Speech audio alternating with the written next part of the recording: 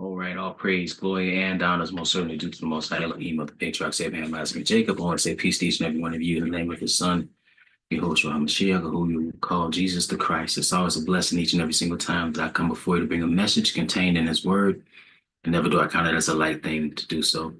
In today's message, I want to deal with a question that was asked by Chosen. It said, could you do a teaching on wine or alcohol consumption? At what point is it sin? Could you explain this according to scriptures? It would be greatly appreciated. Okay, yeah. So when you look at wine consumption, there's a lot of quite frankly, misunderstanding when it comes to alcohol. Um, you know, you cannot read in the Bible, particularly in the Torah. And the Torah is these are the first five books from Genesis to Deuteronomy. And in these five books, you find what we call Torah. Torah means instruction. Okay. So there's no overt prohibition, a blanket prohibition of alcohol. Okay. Now there are certain um, regulations regarding alcohol consumption in certain circumstances. I'm going to talk about that in a second.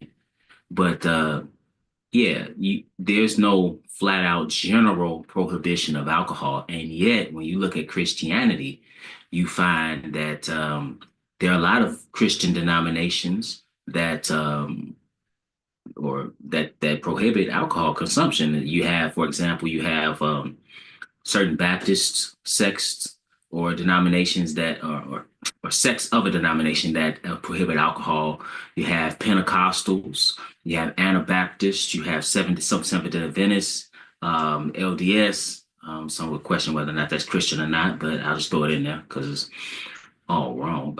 Holiness, certain sects of Methodists, they they prohibit alcohol consumption, but you cannot read that in the Bible. It's kind of like you're making things sin because the biblical definition of sin is found in 1 John 3 and 4. Very explicitly, it reads, whosoever sinneth transgresseth the law, for sin is the transgression of the law. This is the biblical definition of sin. And so if it does not break Torah or transgress Torah, it is not sin. So therefore, you cannot say it is sin, or you should not say that it is sin. So, but as I stated earlier, there are certain regulations, if you will, concerning alcohol consumption in particular circumstances. So let's look at one. This is the book of Leviticus. Let's pick it up in Leviticus chapter 10, and we'll pick it up at verse 9. And I'll pick it up at verse 8. It says, and the Lord spake unto Aaron, saying, do not drink wine nor strong drink, thou nor thy sons with thee, when ye go into the tabernacle of the congregation, lest ye die. It shall be a statute forever throughout your generations.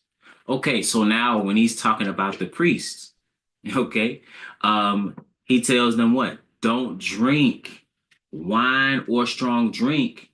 He says when you're going into the tabernacle. So in other words, when you're doing your priestly duties, you need to avoid alcohol consumption. Okay. It's similar to how when you read about the qualifications of a bishop, it talks about him given to, him being given to alcohol. That if you, in other words, if he's an alcoholic, because if you're having struggle with alcohol, and just let me say this side note, that's not something that I'm not trying to say that in a disparaging way to somebody that may struggle with alcohol, because the reality is that could sneak up on somebody and don't even realize it. Life can send you down some roads you just don't want to be on. But I'm saying that to say when you're doing this particular duty, he said you need to avoid alcohol.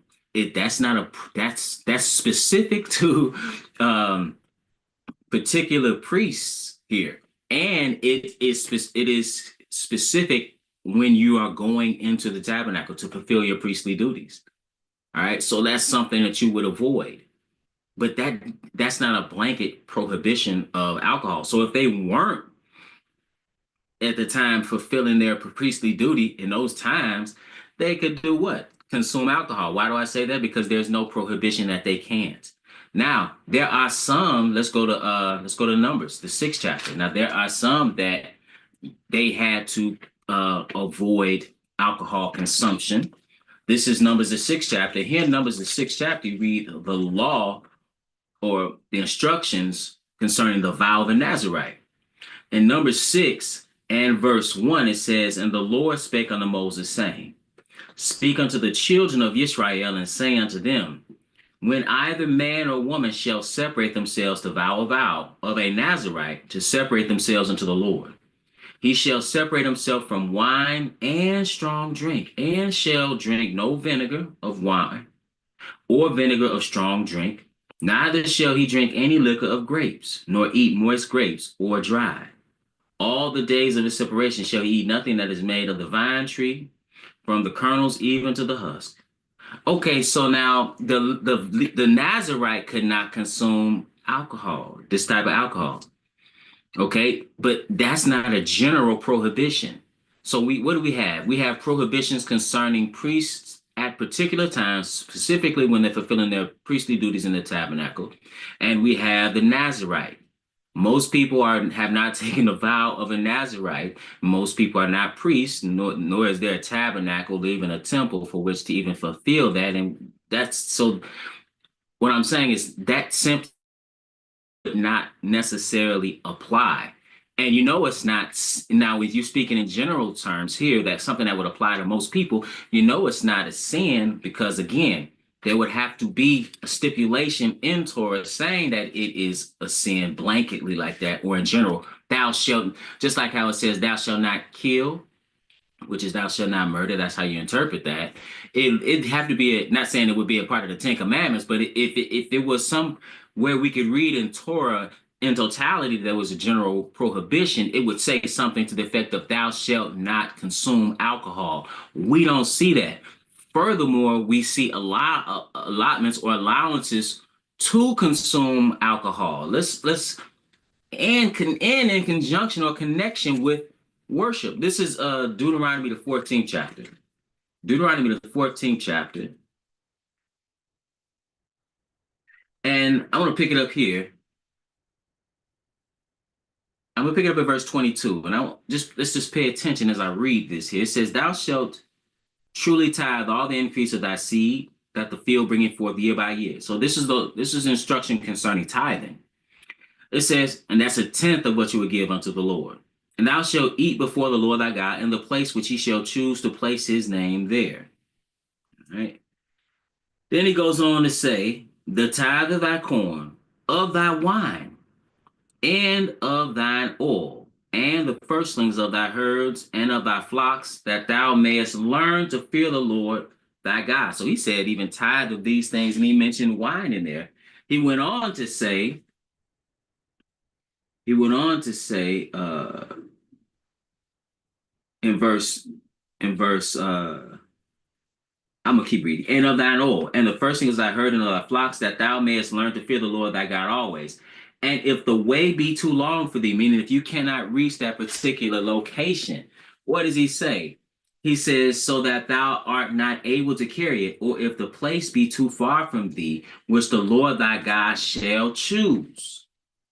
He says, to set his name there when the Lord thy God hath blessed thee.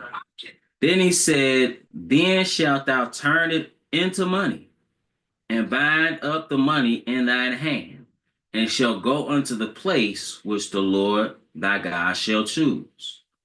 Notice what he says in verse 26. He says, and thou shalt bestow that money for whatsoever thy soul lusteth after. So now he said, if it's too far for you to go, you can't reach that place. Okay. He said, you can buy whatever your soul lusteth after. And then he went on to say, he said, for whatsoever thy soul lusteth after, for oxen or for sheep or for wine or for strong drink, or for whatsoever thy soul desireth.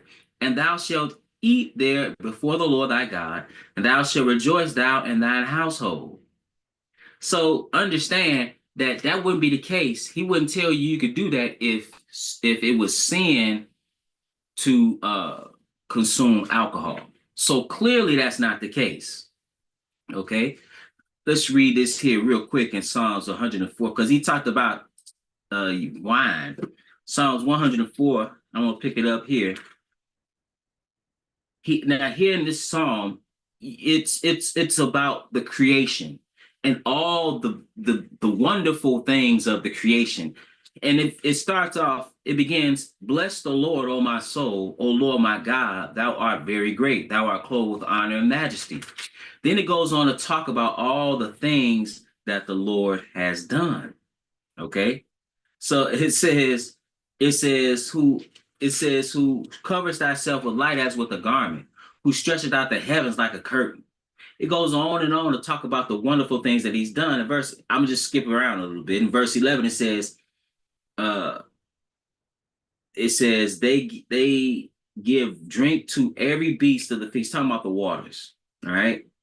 And he said they give drink to every beast of the field. The wild asses quench their thirst. By them the fowls of the heaven have their habitation, which sing among the branches. All right. Then he said, he watereth the hills from his chambers. The earth is satisfied with the fruit of thy works. He causeth the grass to grow for the cattle and herb for the service of man, that he may bring forth food out of the earth. So he's talking about the wonderful things that the Lord has done. Then he says, and in verse 15, and wine that maketh glad the heart of man, and oil to make his face to shine, and bread which strengtheneth man's heart. So now he talked about how the Lord made it to where wine could come forth. So now if he made that, did he, so this is not sin. Okay. Because there's no, so that, again, so we find no general prohibition of alcohol consumption in Torah. We find specific instances of prohibition concerning Levites, priests. In that particular point, I was talking to Aaron when he went into for the tabernacle and his sons, and the Nazarites, right? The Nazarite vow, which you had to avoid alcohol consumption. But then you see the law of tithing to where, hey, if the journey was too far to go into that place where his name was, the place that you would travel to, he said then you could make that into money, whatever your tithe was, and then buy whatever your soul lusted after. See, even lust, we talk about that. Lust is not necessarily bad unless you're lusting for the wrong thing. Okay, so he mentioned wine or strong drink. If it was sin, he wouldn't tell you that you can go and sin. But sin is transgression of the law. Then we go on further to read this psalm. And then we find here in the psalm, it talks about all the wonderful things that the Lord has done, and wine being one of them. Again, he said, and wine that maketh glad the heart of man. So that has a positive connotation. Let's continue with this notion of wine and sin. Let's go to John the second chapter. Sorry, John the second chapter. In John the second chapter, we read the first miracle that you read about Christ, and it's associated with wine. So you can only conclude that wine consumption is not a sin. Let's pick it up in John 2 and verse 1. It says, "In the third day there was a marriage in Cana of Galilee, and the mother of Jesus was there. And both Jesus was called and his disciples to the marriage. And when they wanted wine," because again, this we talked about in Psalm 104 how to make your heart glad, where a marriage feast would be a place where there was gladness. So it says, and they wanted wine, the mother of Jesus saith unto him, they have no wine. Jesus saith unto her, Woman, what have I to do with thee? Mine hour is not yet come. His mother saith unto the servants, Whatsoever he saith unto you, do it. And there were set there 6 water pots of stone, after the manner of the purifying of the Jews, containing 2 or 3 firkins apiece. Jesus saith unto them, fill the water pots with water, and they filled them up to the brim. And he said unto them, draw out now and bear unto the governor of the feast. And they bare it. When the ruler of the feast had tasted the water that was made wine, he knew not whence it was, but the servants which drew the water knew. The governor of the feast called the bridegroom, and saith unto him, every man at the beginning does set forth good wine, and when men have well drunk, then that which is worse, but thou hast kept the good wine until now. Okay. So this beginning of miracles did Jesus in Cana of Galilee, and manifested forth his glory, and his disciples believed him. So now this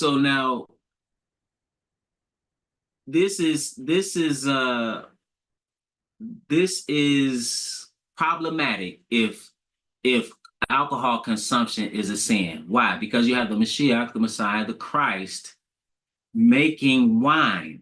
And it wasn't like, oh, this is grape juice. As a matter of fact, you know that from the connotation of the statement that the attendee said. He said, yeah, and usually what happens is they set out wine that is good, and so people could judge, oh, this is good wine. Then they get a little more wine in them, and the inhibition is lessened a bit, and now they drink the cheap wine, or the cheaper wine, or the wine that is of a lesser grade. And so this was the best wine.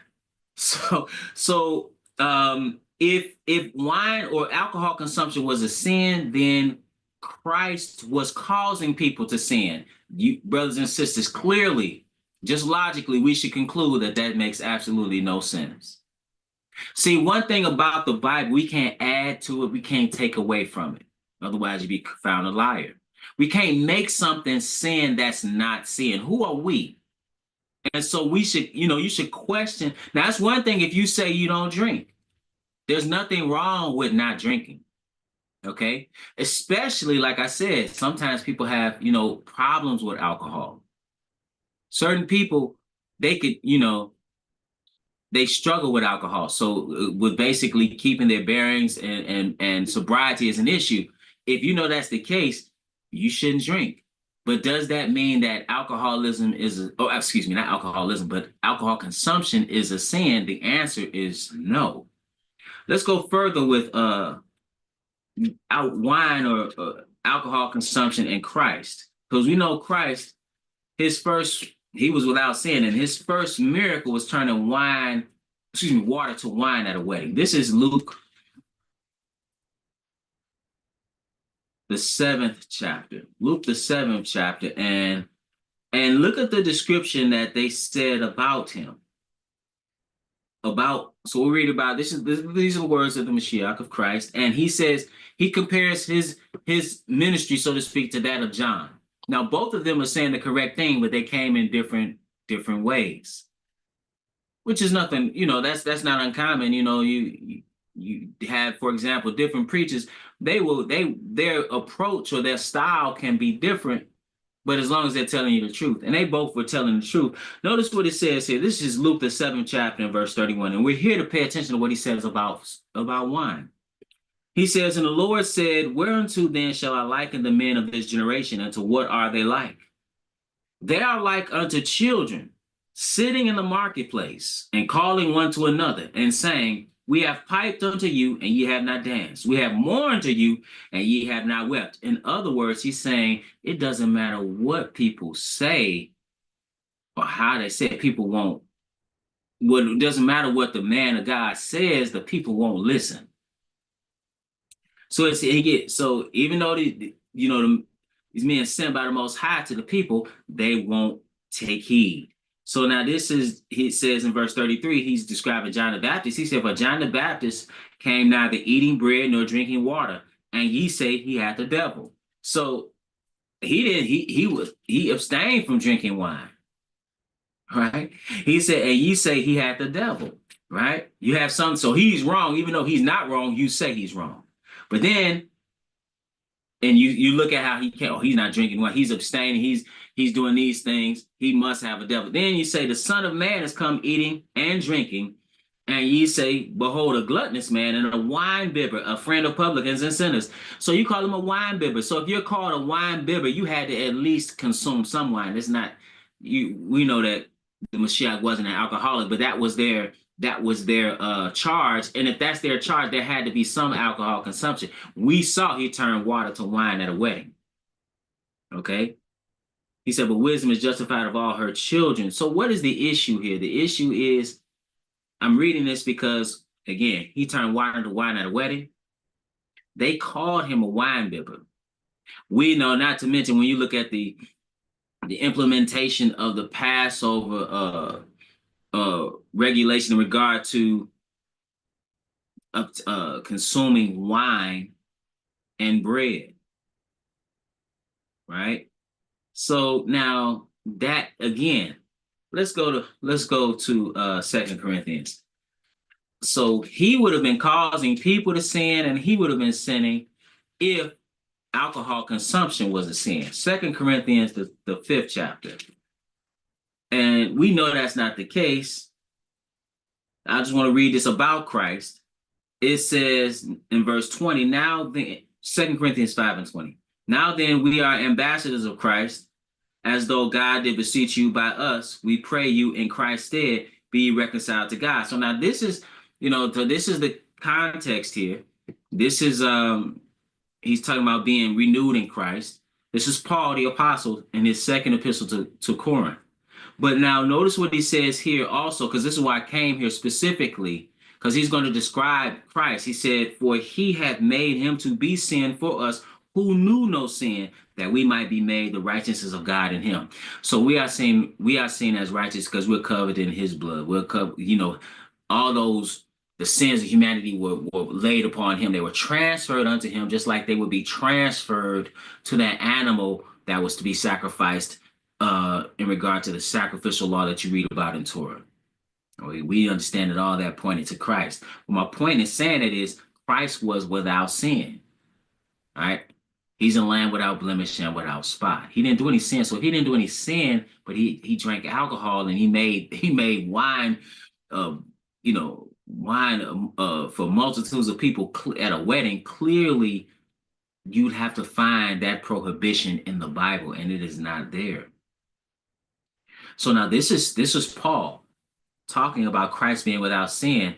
Let's see something else Paul said. This is 1 Timothy, the fifth chapter, 1 Timothy, the fifth chapter, in verse 23. Here in his first epistle to Timotheus or Timothy, he gives this directive. Now, this is for medicinal purposes, right? Like how people talk about marijuana being for medicinal purposes. This is which you don't ask. That's a whole nother issue. Maybe I'll deal with that at a later date. But 1 Timothy, the fifth chapter, and verse 23, he gives this advice. He says, drink no longer water, but use a little wine for thy stomach's sake and thine often infirmities.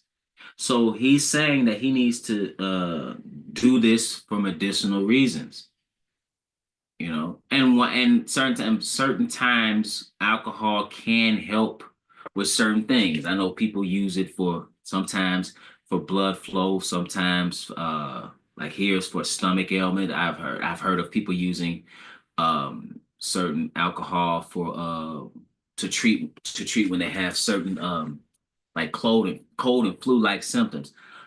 I'm just, even though this is the contextually of medicinal, we should understand that it's not sin. You can't say it's sin if sin is transgression of the law. It's nowhere in the law.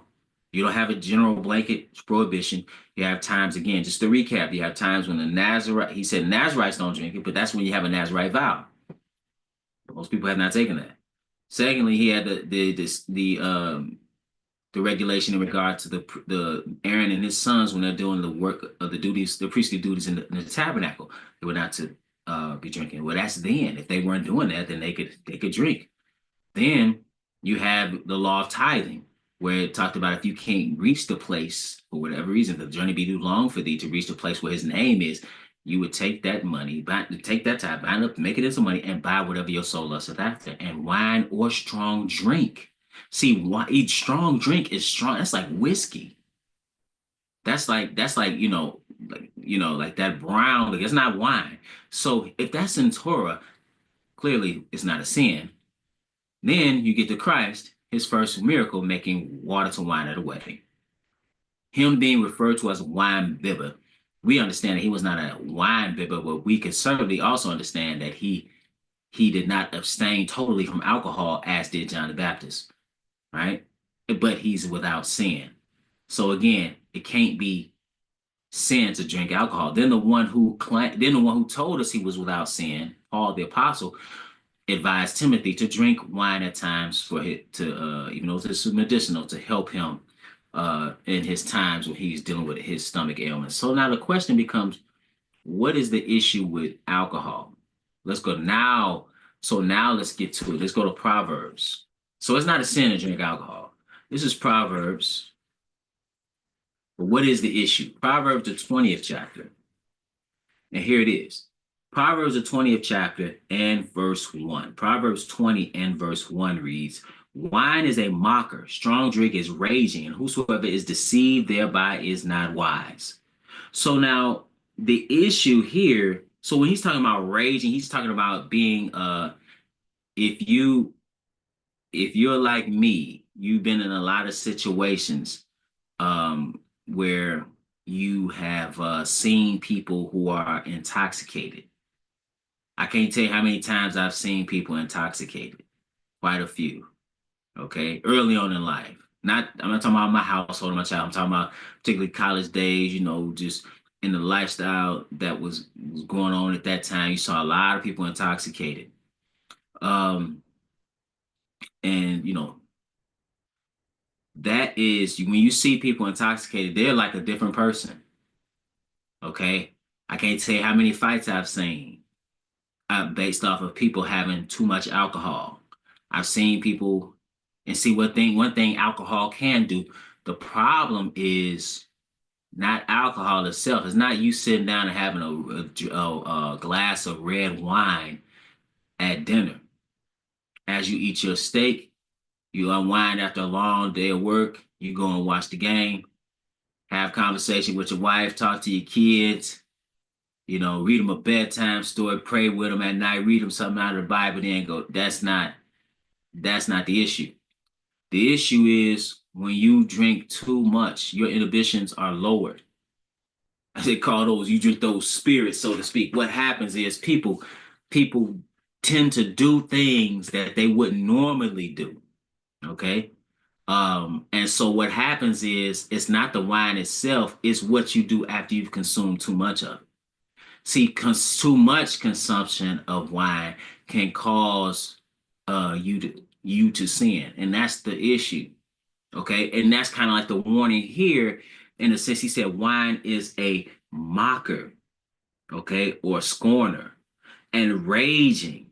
Strong drink is raging. You ever seen somebody get drunk? I had a cousin like that.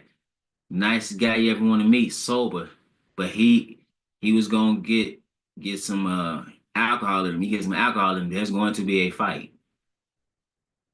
Okay, so you're raging. All right. Um, so he said, whosoever is deceived thereby is not wise. See, it's not wise to allow yourself to become totally intoxicated. And that's the danger with taking too much wine. And just a side note, there can be a danger with taking a lot of too much of a number of things. Right? Too much water can poison you. Too much vitamin C can be detrimental to you. You see, so just because something has a tended to be only for good, as you would see it as a positive connotation, people need to realize that too much of many things can be detrimental. Okay, so the same thing with wine. You have to be mindful of what you're consuming. Wine itself, so again, just so we're clear, wine itself is drinking wine, drinking strong drink, in of itself is not a sin. The sin can occur when you have too much of it, and you make decisions because you are not sober. That could be problematic. For example, if you're raging, if you're going off, if You had a little too much Crown Royal, you had too much tequila, you had too much um whatever it is. So now now you're being violent. Not saying everybody will do that if they drink, but I'm saying that could be the case. So now you've assaulted somebody, right? In an unwarranted way because you're drunk. And you can't really, again, I've been around a lot of, so early, like, early on in life, just being around, early adulthood, rather, you be around a lot of people, throwing parties and all this stuff. You see the people, you cannot really argue, or talk logically to somebody that's intoxicated. You just can't. You trying to argue with people, take their keys away, they're not trying to hear it, or they want to fight, right? Again, I can't tell you how many times I've seen that. I've seen people get hit in the head with bottles a number of times. I've seen people get stomped out, because they're drunk and they have been totally disrespectful, right? Um, so that's kind of what he's talking about here when he's talking about raging. So it's simply not wise because it can cause problems. Let's continue with this. Let's go to Proverbs, the 23rd chapter. And here the warning in Proverbs, the 23rd chapter, it's warning you about how it can actually sneak up on you. Because it's like kind of like you can be drinking 1 minute and then you feel something, you don't realize how far down you've gone in the sense of becoming intoxicated. This is Proverbs, the 23rd chapter, verse 29. It reads, Who hath woe, who hath sorrow, who hath contentions, who hath babbling, who hath wounds without cause, who hath redness of eyes? They that tarry long at the wine, they that go seek mixed wine. Look not thou unto the wine when it is red, when it giveth his color in the cup, when it moveth itself aright. It says, At the last it biteth like a serpent, and stingeth like an adder. That's like the guy driving home. He says, Sir, and the cops or the police pull him over and say, Sir, have you been drinking? Well, I had 3 or 4. He didn't had 8 drinks. He ain't paid. He's lost, you know, because you're having fun. You not realize, oh, just I'll take another. I'll take another. And before you know it, now you're intoxicated. So now you are not thinking clearly. So now when you consider the nature of sin and how things take place, you're already operating it, trying to fight the flesh without any alcohol. So now when you've allowed alcohol to take over, okay, because that's what you've done. You wanna be able to be clear headed. You want to be mindful when you're consuming alcohol. And so what happens is it before you don't realize, because what's the point between you being sober and intoxicated? That's kind of like a gray area in the sense I know they have a blood alcohol measurement that they could do particularly like when you're operating a motor vehicle or if somebody gets pulled over, they give you that sobriety test. But I'm saying in your own mind,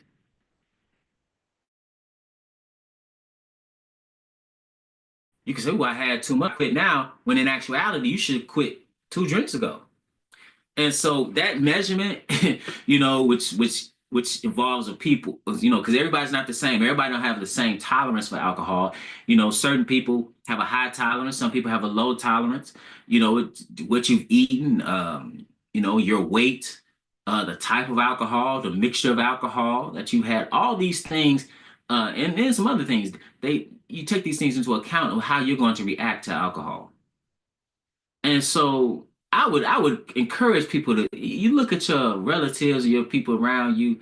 If they struggle with alcohol addiction, if you had that in your family, you might want to refrain from alcohol, not because alcohol is a sin, but because alcohol might be detrimental to your life. Because you may have a propensity to struggle with alcohol if you were to drink. So now he says, At the last it biteth like a serpent and stingeth like an adder. Thine eyes shall behold strange women, and thine heart shall utter perverse things. Now look at what's going on. See what's going on now is, and again, if you've many adults, they have something called beer goggles. What's beer goggles? Men looking at women and they drunk and they say, well, good enough. She looks like a 8 or a 10. When I'm again, it shouldn't matter what she looking like. You don't need to be laying with no woman that's not a woman that's not your wife. That's my point. My point is all those inhibitions go away. All those things when you would have thought something out, you're less likely to do that. And that's the problem with sin. So the question was, when does it become sin? It's sin when you commit sin. And so if you're doing things that'll cause you to sin, it could be problematic. That's a problem with drugs. So you're not sober minded. You're not thinking clearly. So if you're not thinking clearly, you have a higher probability of doing something that is sin. And that's what he says.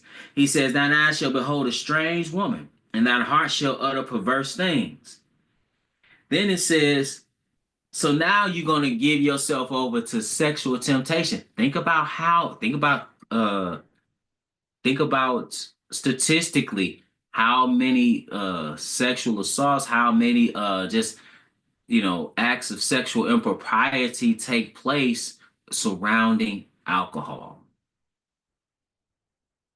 You understand? A lot of dangerous sexual activity takes place because people are intoxicated. Things you wouldn't normally do, you tend to do because of, they said that at the last it biteth like a serpent and stingeth like an adder. That's that you're drunk. Right? It said, thine eyes shall behold strange women, and thine heart shall utter perverse things. It's just a side note. That's why even in American law, many places, if a woman is intoxicated, you know that how can you get consent if you're intoxicated? Okay. Now, granted, that needs to work both ways in the sense of men and women. What happened when men and women are drinking? Ultimately, people need to be mindful of alcohol consumption. So it says, yea, thou shalt be as he that lieth down in the midst of the sea, or as he that lieth upon the top of a mast. They have stricken me, shalt thou say, and I was not sick. They have beat me, and I felt it not. When shall I awake? I will seek it yet again. So you're not in your right mind, okay? And you're dealing, you're just you're not in your right mind. So somebody's not in their right mind, how could they act appropriately? You're less likely to act righteously. And that's when it becomes a sin. When you not drinking in and of itself, because if you want to be technically somebody drinking something and they're intoxicated and them going to sleep, they have not committed a sin. That's not a sin. But somebody being intoxicated, and because you're intoxicated, now you say, you know what? I think I'm gonna steal this because you're not in your right mind. I'm gonna steal this man's wallet. I'm just giving you an example. I mean, didn't or you're going to you're drunk and now you're gonna murder somebody because you're raging off of alcohol. Now you've committed sin. You understand? Let's continue a little bit further. Let's go to the book of Galatians because Paul talks about at the same one that told Timothy, you need to drink a little wine for medicinal reasons for your stomach ailments. He also warned against consumption, but now we should understand the context of this. He says in Galatians 5:21, this is just one example. He says, envyings, murders, drunkenness, revelings, and such like, of the which I tell you before, as I have also told you in time past, that they which do such things shall not inherit the kingdom of God. Well, what is he? So he's talking about drunkenness, but understand the context. First of all, he's talking about the works of the flesh. He said, "For the flesh lusteth against the spirit, and the spirit against the flesh, and these are contrary to the one to the other, so that ye cannot do the things that ye would. But if ye be led of the spirit, ye are not under the law." Talking about not saying you don't have to keep the law. You're not under the consequences of the law. He says, now the works of the flesh are manifest, which are these. So now when you're dealing in the flesh, he says adultery, fornication, uncleanness, lasciviousness, idolatry, hate, witchcraft, hatred, variance, emulations, wrath, strife, seditions, heresies, envyings, murders, drunkenness. So there's types of behavior that lead to that are clearly sin or that lead to sin. If you are a drunk, you are going to sin. Not if you get drunk one time. No, but if you steady in a state of drunkenness, you're not even thinking clearly to act righteously. So how it's almost inevitable. That's the problem.